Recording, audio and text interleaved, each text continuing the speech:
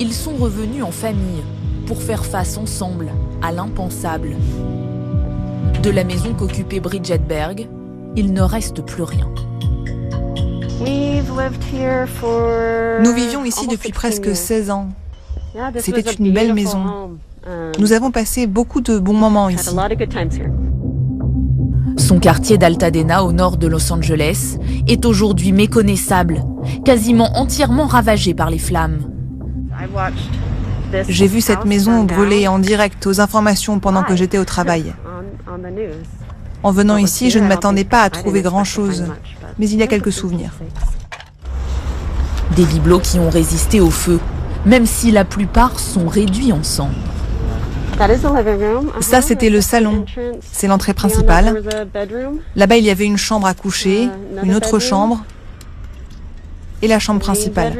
À l'arrière, il y avait une douche. Cette chose-là, c'était une douche. Regardez, là, c'était la vue. Nous sommes tombés amoureux de cette vue, de la piscine et du terrain de golf qui se trouve juste à côté. Éparpillés par terre, des milliers de débris calcinés que la mère de famille piétine désormais. Il y avait mon vélo d'appartement là-dedans. Ah, il est toujours là. C'était un endroit merveilleux. Toute une vie partie en fumée, en quelques heures à peine, engloutie par des incendies incontrôlables. Depuis mardi, les flammes courent sur le sol américain et encerclent Los Angeles. La ville, enveloppée désormais par des nuages noirs opaques. Ce vendredi, plus de 14 000 hectares avaient déjà brûlé. Alors sur tous les fronts, les pompiers s'activent pour ralentir la progression du feu.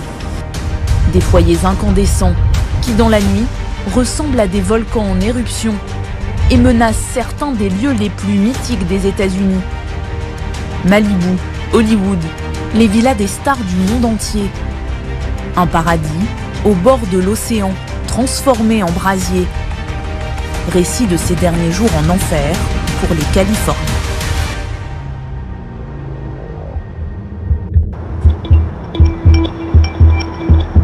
Il est 10h30 ce mardi lorsque la première alerte est donnée. Sur les collines qui surplombent Pacific Palisades, ce quartier huppé de Los Angeles, une épaisse fumée noire s'élève. Une vingtaine d'hectares sont en train de se consumer. Attisées par les fortes rafales de vent, les flammes grignotent la végétation, un peu plus chaque minute. À tel point qu'au bout d'une heure, 200 hectares ont déjà brûlé. Oui, le feu est parti d'une ligne de crête qui se trouve au-dessus de Palisade Drive et de Lackman Lane. Et maintenant, avec le vent, il arrive ici.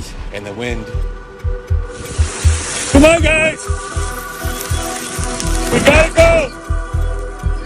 Hors de contrôle, le feu se propage à une vitesse impressionnante et se rapproche des maisons de ses habitants, appelés d'urgence à évacuer.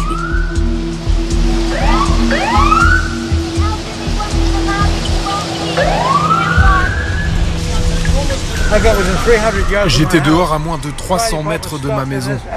Les pompiers se sont arrêtés et à ce moment-là, nous avons vu des débris littéralement enflammés atterrir sur la route, près de l'endroit où nous nous trouvions. J'ai compris qu'il fallait partir d'ici. Tout ce que j'avais perdu était perdu. Il n'y avait rien à faire. Résigné, cet homme abandonne son quartier en proie aux flammes. Et comme lui, des milliers de personnes s'enfuient et prennent la route. En quelques minutes à peine, des embouteillages monstres se forment. Peu à peu, les voitures sont rattrapées par les flammes. Une course contre la montre commence alors.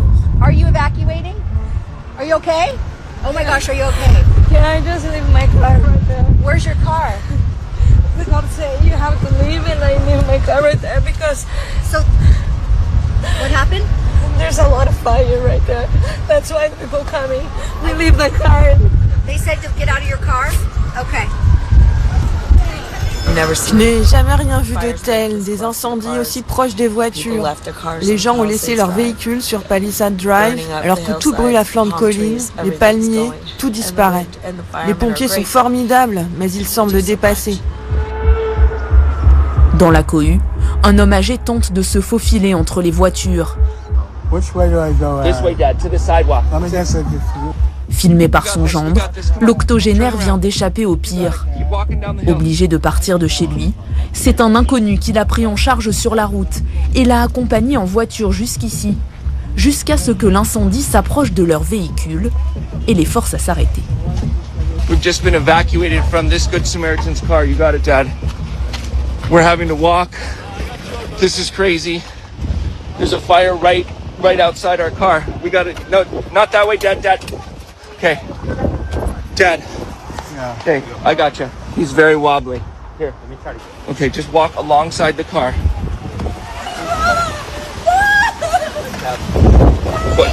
Okay, grab this pole.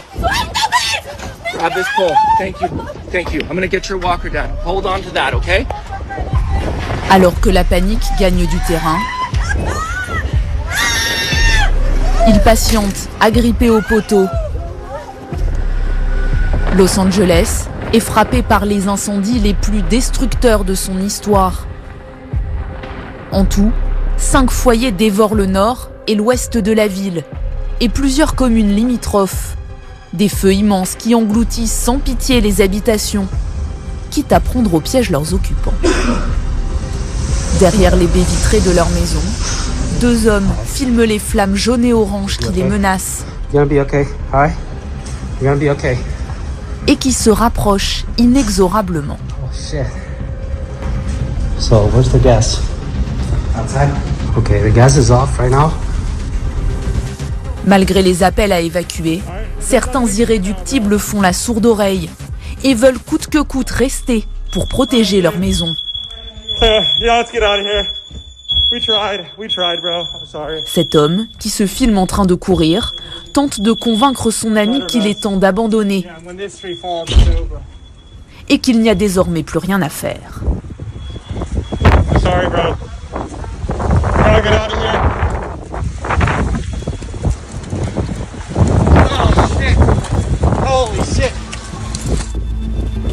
Face aux éléments, le combat est perdu d'avance. Les maisons s'embrasent les unes après les autres.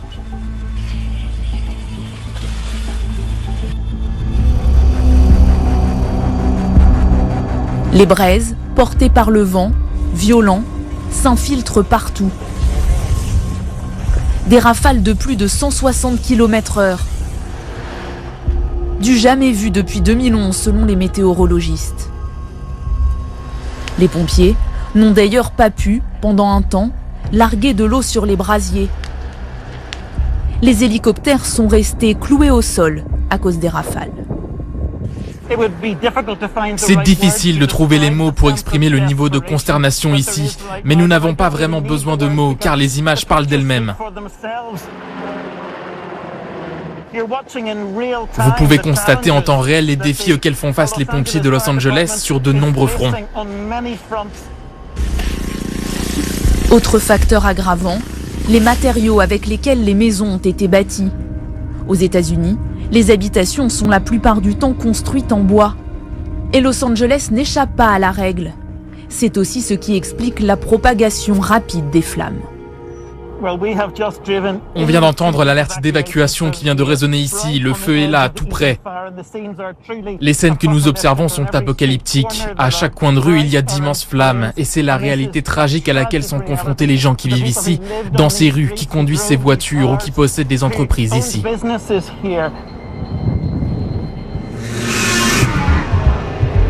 Comment expliquer un tel désastre? Le danger a-t-il été sous-estimé? Les services météorologiques avaient mis en garde dès le 2 janvier. La maire de Los Angeles, en voyage au Ghana, n'a publié son message de prévention que le lundi 6. À peine descendue d'avion, elle est assaillie par les questions de ce reporter de Sky News. Le chef des pompiers dit qu'ils ont fait tout ce qu'ils pouvaient, mais qu'il manque d'eau. Qu'avez-vous à répondre à ça? Devez-vous des excuses aux habitants pour avoir été absentes pendant que leur maison brûlait? Regrettez-vous d'avoir coupé dans le budget des pompiers de Los Angeles de plusieurs millions de dollars, Madame la maire? Vous n'avez rien à dire aujourd'hui? Quelques heures plus tard, Elle prend finalement la parole lors d'une conférence de presse. Nous continuons à être confrontés à une tempête de feu d'un niveau extrêmement élevé. Des vents historiques et une sécheresse prolongée ont créé une tempête idéale pour un incendie. Cela a chassé les gens de leur domicile, a emporté leurs maisons et a coûté la vie à des personnes. J'ai visité les zones touchées et vous pouvez voir à quel point ces incendies provoqués par le vent sont rapides et dévastateurs. Des autorités dépassées, ce qui contraint certains habitants à prendre les choses en main. Dans la banlieue nord de Los Angeles, Lynn, 62 ans, refuse obstinément que sa maison ne disparaisse. Mes parents ont 90 ans. Ils vivent dans cette maison depuis 75 ans. Et ils ont toujours eu la même police d'assurance. Sauf que les assureurs ont décidé de ne plus les couvrir pour les incendies. C'est arrivé comme ça, donc ils n'ont plus d'assurance. Depuis 2022, plusieurs assureurs ont choisi de ne plus couvrir les risques d'incendie en Californie. Trop récurrents selon eux, et surtout trop coûteux. Si la maison de Lynn part en flammes, sa famille pourrait se retrouver à la rue. Alors malgré les appels des autorités à évacuer la zone, elle reste coûte que coûte. Je sais qu'il ne faudrait pas faire ça, mais vous savez quoi? Je n'ai pas le choix. Envoyez-moi en prison si vous voulez. Il n'y a pas de mots pour décrire à quel point ce qui se passe est déchirant. C'est toute une vie qui part en fumée, toute notre vie. On ne la récupérera pas. Tous nos souvenirs ont disparu.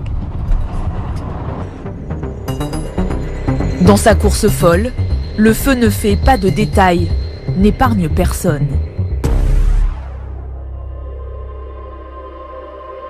Avant l'incendie, voici Malibu, ville idyllique de Californie, accolée à Los Angeles, dont la plage a été rendue célèbre par la série Alerte à Malibu. Le long de ce banc de sable, face à la mer, d'opulentes villas appartenant à des célébrités. Mais le décor a pris des allures de film catastrophe. Sur des centaines de mètres, il ne reste plus que des tas de cendres et de métal. C'est le sort qu'a subi la maison de Paris Hilton. La riche héritière et mannequin a dû fuir face à l'avancée du feu. Elle filme la scène. Ok, j'ai trouvé tout le monde. Chargez la voiture, je suis prête à aller à l'hôtel. C'est en regardant la télévision qu'elle a finalement découvert que sa résidence n'était plus qu'un amas fumant. Avec son téléphone, elle filme ce qu'il reste de sa villa. Dans ce quartier huppé, qu'on aurait pu croire à l'abri de tels ravages, la vie de ces stars a basculé soudainement, passant d'un luxe préservé à une destruction totale. James Woods, acteur américain notamment connu pour ses rôles dans Il était une fois en Amérique et Casino, vivait lui sur les hauteurs de Pacific Palisades, avec une vue sublime. Il publie au début de l'incendie cette vidéo depuis sa villa. Ça a l'air d'aller. La maison n'est pas en feu. Je suis juste là au cas où des braises l'atteindraient. J'espère que vous avez tous bien fermé vos fenêtres. Peu de temps après, il est contraint d'évacuer, laissant sa maison se faire dévorer par les flammes. À un moment, nous n'arrivions pas à ouvrir la porte de notre garage à cause du vent. Et là, on s'est dit, oh mon Dieu, nous sommes au beau milieu des collines, on va devoir s'enfuir à pied. J'ai 77 ans, je ne peux pas marcher sur ces collines qui sont comme l'Everest. C'est très raide, vous savez. Sarah était chez nous la nuit dernière avec sa nièce de 8 ans. Elle est sortie avec sa petite tirelire jaune